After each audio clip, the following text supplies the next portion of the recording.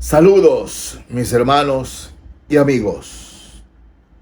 Cuando escuchamos decir, esa persona viene de buena cuna, bueno, generalmente pensamos, bueno, eso viene de una familia acaudalada, viene de una familia de cuna de oro, decimos, ¿no?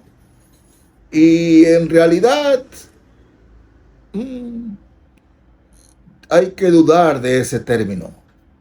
¿Qué es venir de buena cuna? ¿Qué es venir de buena cuna? ¿Qué es realmente nacer en cuna de oro? Miren, mis hermanos, el nacimiento más importante en la historia de la humanidad fue el nacimiento de nuestro Salvador y Señor Jesucristo. Y Él nació en un pesebre en medio de animales, ¿no? Con el olor característico de los animales. En medio de ellos nació el Salvador. Y Él sí que nació en buena cuna. Él sí que nació en buena cuna. Pero pastor, ¿cómo si un pesebre hecho a base de paja, ¿no? De otras cosas? Pero ¿dónde radica la buena cuna? ¿Qué es venir de buena cuna? En primer lugar, María, una mujer temerosa de Dios. Y ni hablar de José, ¿no? Sabemos que José no era su padre físicamente, pero José era un hombre temeroso de Dios, temeroso del Señor. Y el Señor Jesucristo, o el niño Jesús, fue criado en el temor de Dios, con la palabra de Dios. Y todo niño o niña, así sea en un hogar pobre, pero que tenga padres temerosos de Dios, ese niño, esa niña, viene a nacer en buena cuna. Oh, bendito sea el Señor. No importa de qué raza ni ente social pertenezca, pero si hay temor de Dios en papi y en mami, esa niña, ese niño, vienen de buena cuna.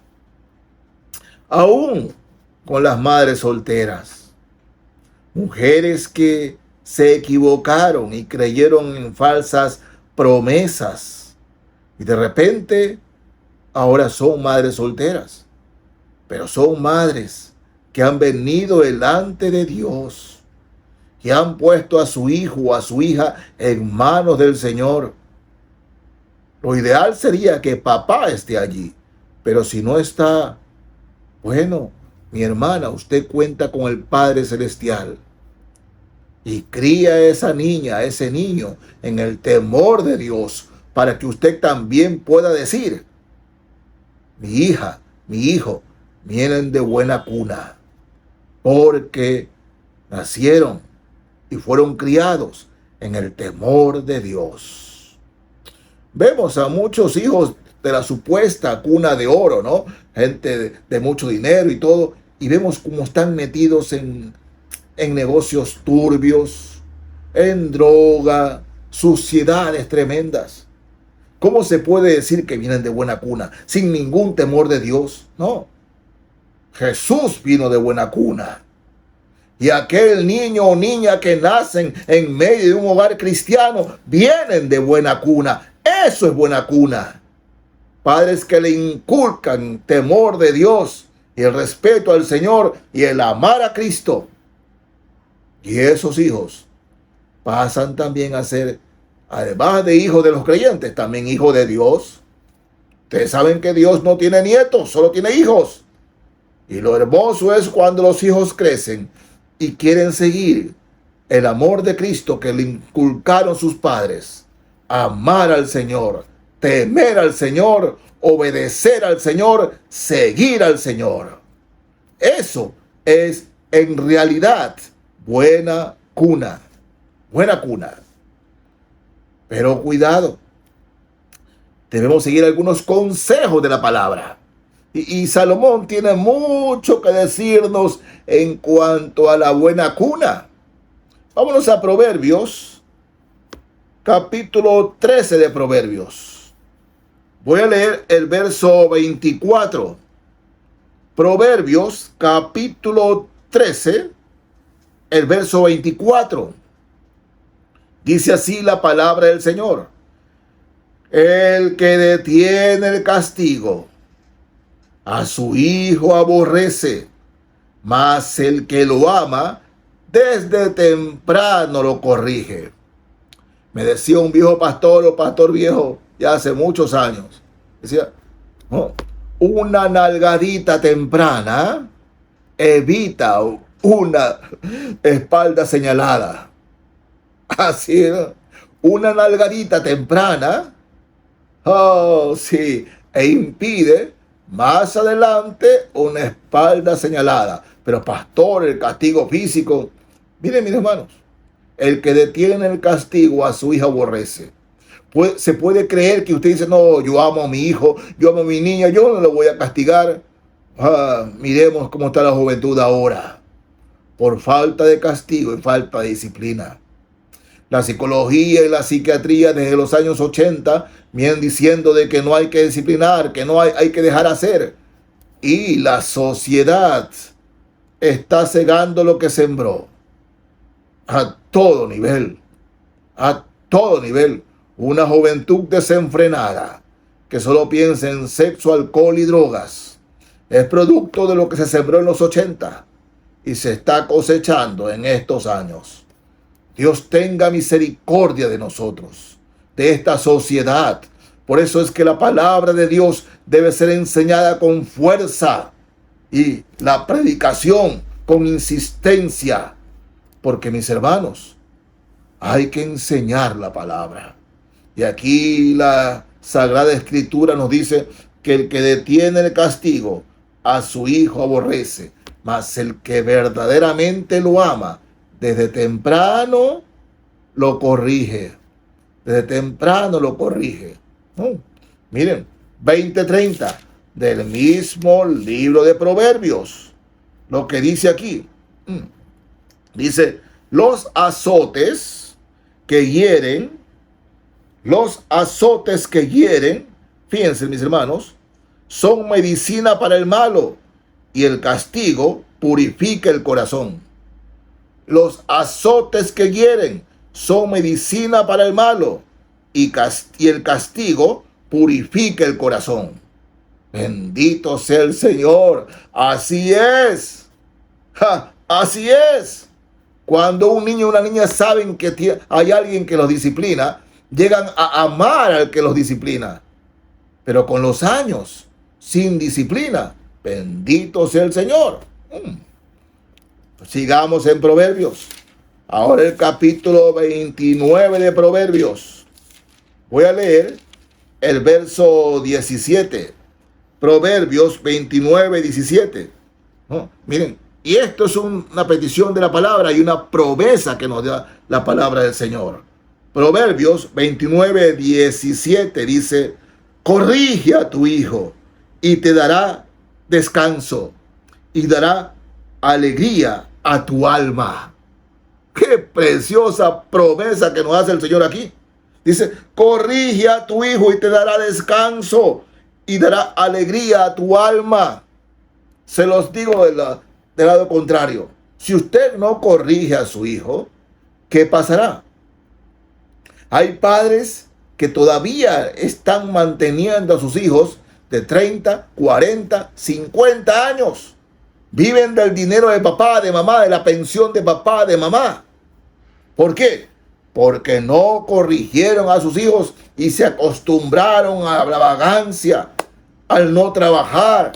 Se acostumbraron a eso, ¿no? Y dice, bueno, yo tengo mi herencia.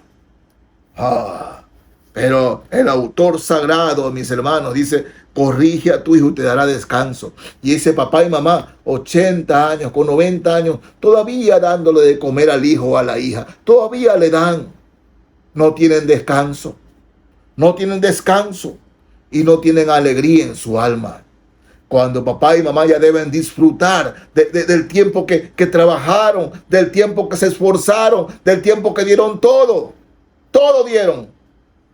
Deben ya disfrutar de descanso y la alegría, hacer viaje, tener esto y esto y acá. Pero no, todavía le dan de comer a la niñita, al niñito, ya de 30, 40, 50 años, y lo siguen manteniendo. Oh, sí, la palabra del Señor sabe por qué lo dice. Corrige a tu hijo y te dará descanso y dará alegría a tu alma. Corrígelo, porque es palabra de Dios.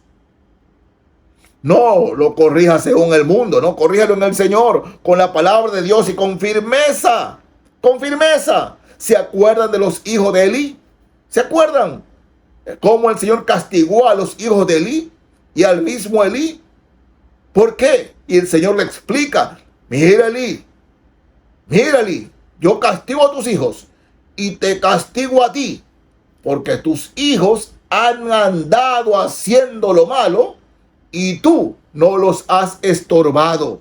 Es decir, tú no les has hecho nada, dejaste que hagan nomás, que hagan nomás. Sé que este mensaje en estos días no puede caer muy bien, ¿no? Pero es que mi hijo, a mi hijita, y resulta que llega 60, 70 años papá, 70, 80 años mamá, y no disfrutan del descanso y la tranquilidad que a esa edad ya deben tener. Es triste, mis hermanos. Lo he visto. Hermanos en Cristo, hermanas en Cristo, que dicen: no sé por qué mi hijo es así. No sé por qué mi hija es así.